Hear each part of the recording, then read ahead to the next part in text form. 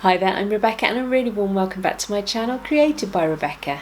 In this week's video we are opening days 2 to 6 of my DIY Diamine advent calendar. Let's get started.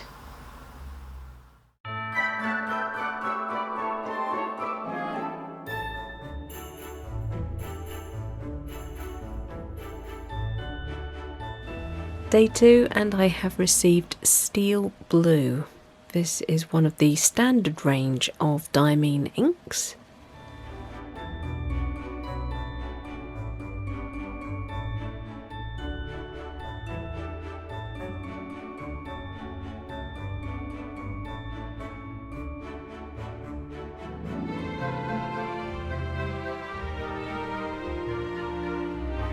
I'm painting it into the designated square in the Rhodia gridded notebook, just as I did on day 1.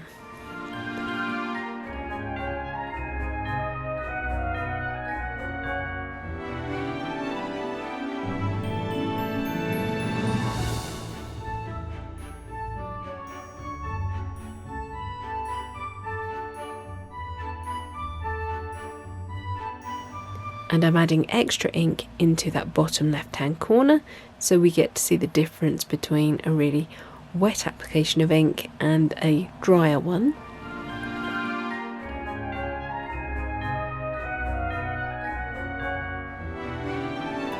Now, a slight change from day 1, I did actually on Black Friday pick myself up a very inexpensive glass dip pen.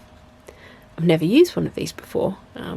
Took me ages to decide which one I wanted, and I went for this one with a gorgeous piece of dichroic glass inside. I love dichroic glass.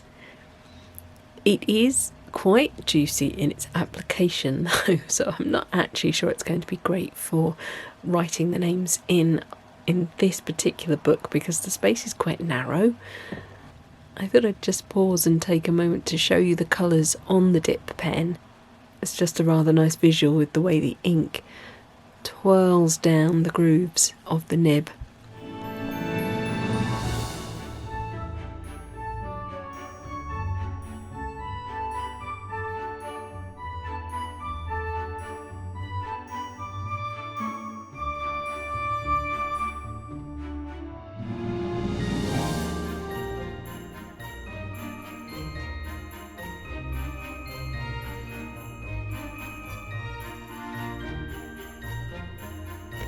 Day 3 and I have received Pumpkin, a very apt name if you know my other channel, Pumpkin Becky. What a shameless plug. And again, painting it straight into the Rhodia notebook. I'm really pleased with this notebook actually. Not only has it got the advantage of the gridding, so I can practice my secretary hand. Also, I am not getting any bleed through of the ink, so you know, if you did want to use this paper for a wetter application of ink, even though I'm like really loading the ink into that bottom left corner, I'm not getting any bleed through at all.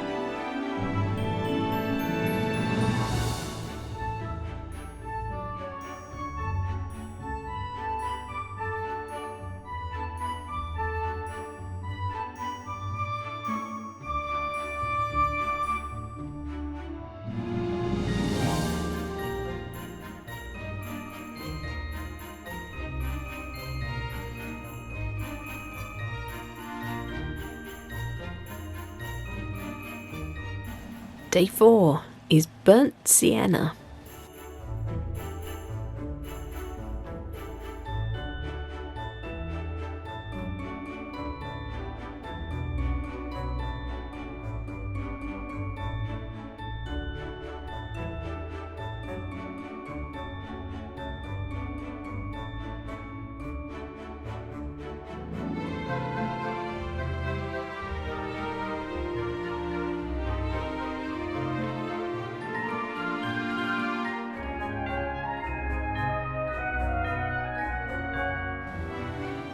gorgeous rich chestnutty brown, but this ink actually feels a little bit drier than the ones I've tried so far.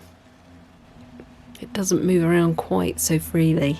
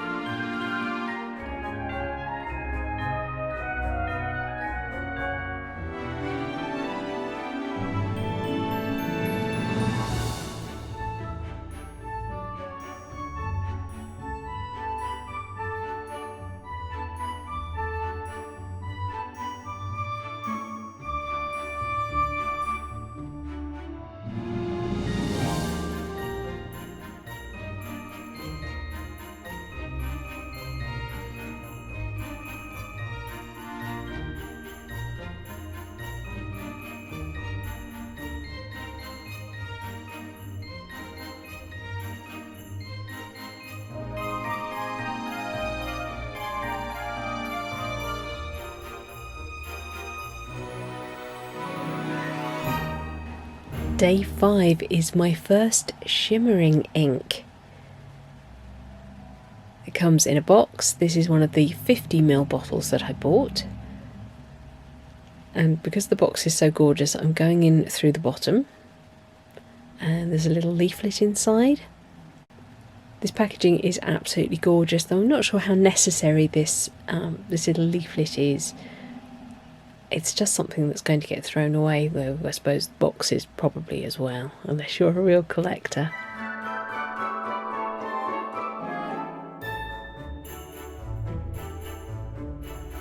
Here's the difference between the two sizes, the 50ml on the left and the 30ml on the right.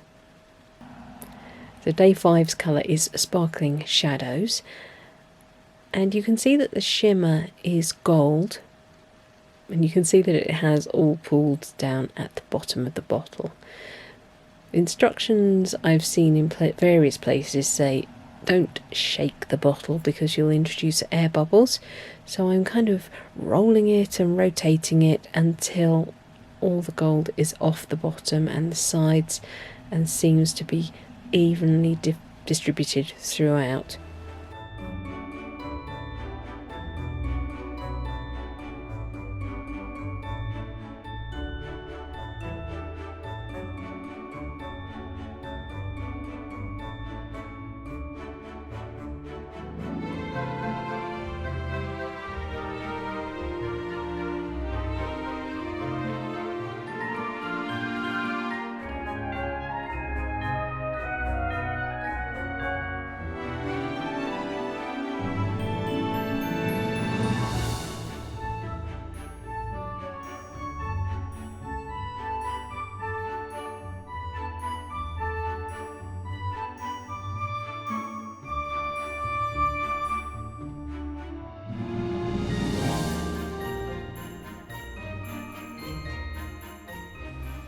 Although this has the glitter in it, it does seem to be quite a nice wet ink. It's moving really nicely and has collected quite a pool in that corner.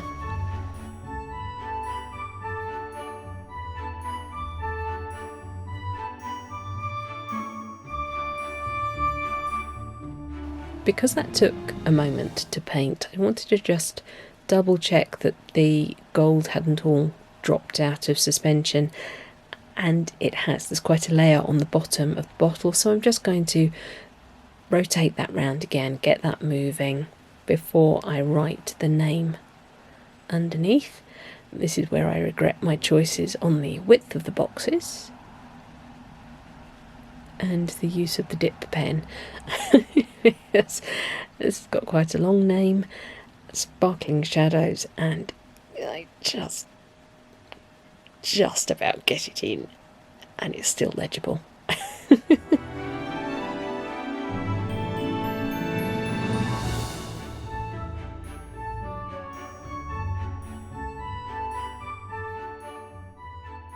Day 6 is Spring Green. Again, this is a standard range colour. Now I know I said I wasn't going for really light colours, but I did see reviews of this showing it actually writing as a light to mid-green.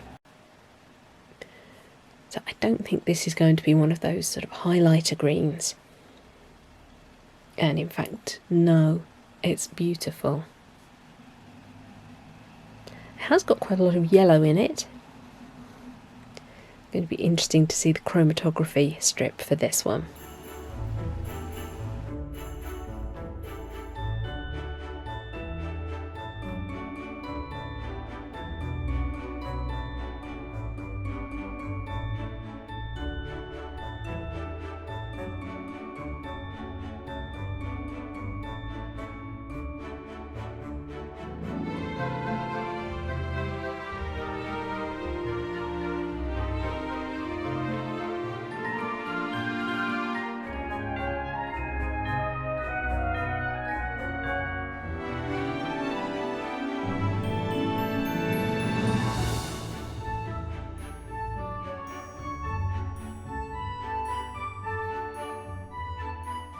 It looks like quite a deep green on the dip pen, and it flows nicely off the nib.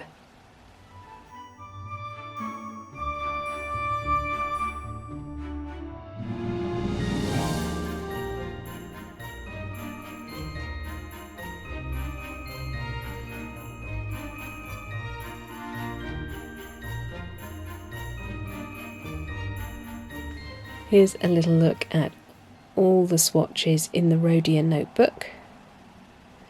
You can also get an idea of how opaque they are by how easy it is to see the grid behind.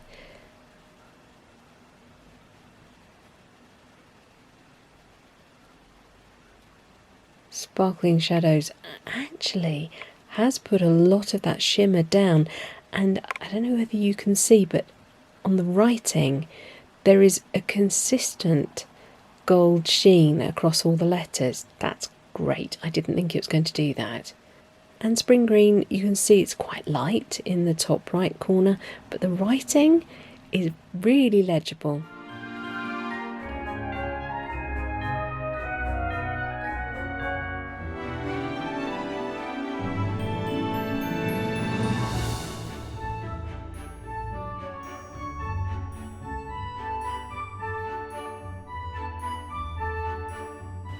I will use a plastic pipette to drop ink onto the paper, and then I'll use the cap of an old nail varnish bottle to move that ink round just like we did on day one. Then I'll be writing with the Fanon nib on my Browse dip pen. Then I'll use a wet paintbrush to take the last of the ink off the nib, and then I'll create sort of watercoloury swooshes down either side of the main swatch. Steel blue is described as a medium teal. I think it's more of a turquoise, but there we go. Medium shading, a red-pink sheen apparently, and no shimmer. There is a slight warmth in the areas where the colour has pooled a little bit before it's dried, but let's see. Here's the chromatography strip for Steel Blue. At the bottom you can just about make out the original brush stroke that I made, but the water has picked most of that pigment up, taken it straight up the paper, where it is then separated out into yellow, a bright springy green, and then a rich blue at the top, almost ultramarine.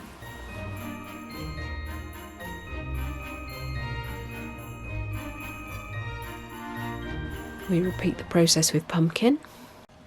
This is a bright ink. There's no getting away from it. And yes, the writing is equally bright, but it's not offensive to read. Pumpkin is described as a medium orange with golden sheen and no real shading. I would agree with that.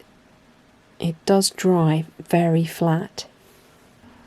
And I think the gold sheen that they mention is actually the yellow used to make up the orange rather than a gold. It's not a shimmer. There's no flakes or flecks of gold in it.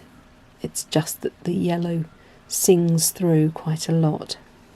With the chromatography strip, you can just about make out the strip at the bottom that I painted originally. Most of the colour has lifted.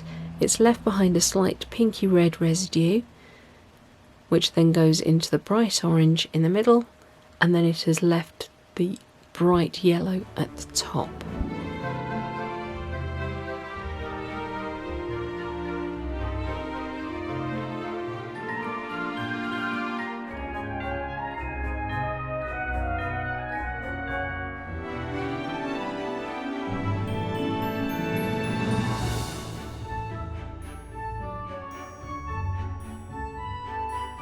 Burnt sienna is described as earthy red-brown with a medium shading and black shading on large wet swatches.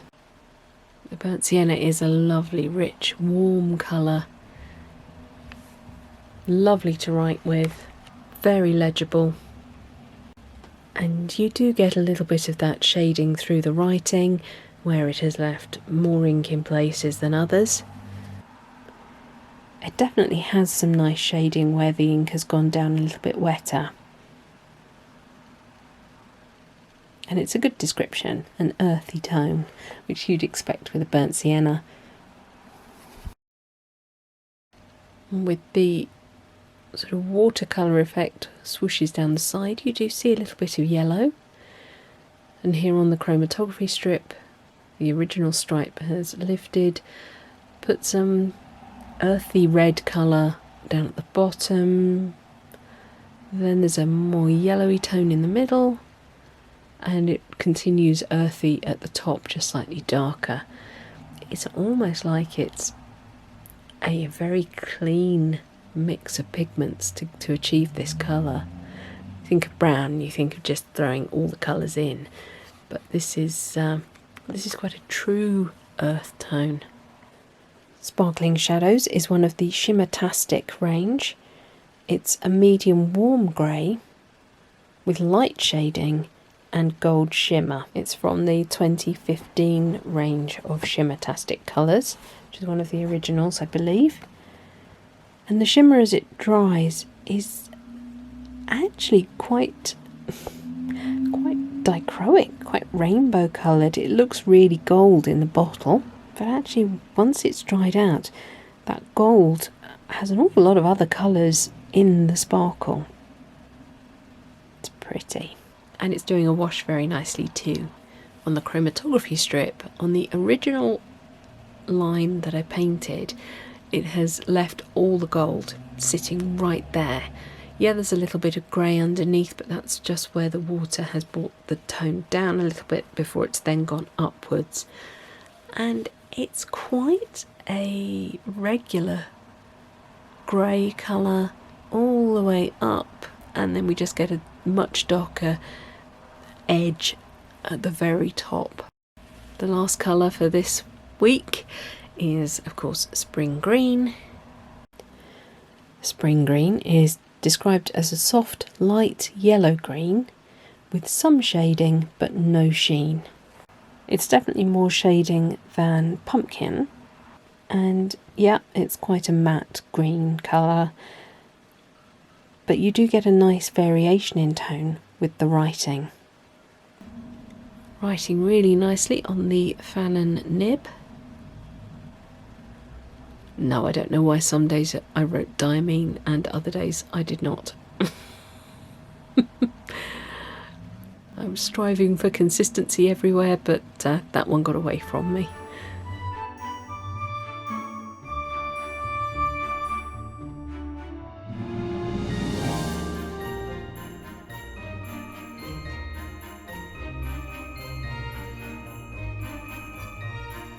The watercolour wash is lovely, and you definitely see some yellows significant yellows in the wetter bits. On the chromatography strip, you can see the original colour is just a haze of sort of a grey blue, but that lifts quite a long way up to a bright yellow. Then you get a weird sludgy colour and then a bright cyan blue at the very top.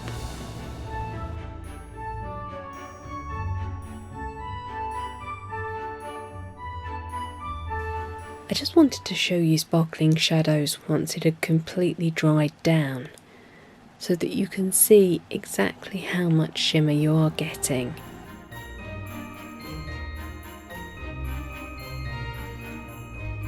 Now I'm changing my dip nib to the Banzug 2mm, again a Browse nib. It's what I wrote the header here in, and we're going to write one line in each colour. Now, this was quite tricky because I was trying to do it in my viewfinder, which was not in a particularly useful position, so my writing is quite spaced out. I'm not actually sure I'm going to get all of it onto this sheet, and it's a shame I didn't start on the other side, but you live and learn. The Boar's Head Carol is a lovely old carol and was sung in Tudor times and also medieval times. You can see I have sped the footage up here just because I didn't want you to have to sit here and watch it in real time. If, however, that's something you're interested in, then do let me know in the comments and maybe I'll do a real-time version instead. For now, here's the Boar's Head Carol. The boar's head in hand bear I, bedecked with bays and rosemary. So I pray you, my masters, merry be, cotestis in convivio, caput aperi de ferro, redens laudis domino, caput aperi de ferro, redens laudis domino. The boar's head, as I understand, is the rarest dish in all the land, which thus bedecked with a gay garland, let us servire cantico, caput aperi de ferro, redens laudis domino, caput aperi de ferro, redens laudis domino. Our steward hath provided this in honour of the King of Bliss, which on this day to be served is in reginensi atrio, caput aperi de ferro, redens laudis domino, caput aperi de ferro, redens laudis domino. And there we go. I've got some really cool colours so far. I mean, yeah, I know I chose them all, but you don't really know until you've got them in your hands or on the paper what they're going to do, what they're going to look like. So far, I am really pleased with all of these. They're very legible. I can see me writing with all of them. Excellent. Roll on day 7. Right, that's it for this week's video. Thank you so much for watching. Please remember to like, share and subscribe to me here on YouTube. And until next time, bye.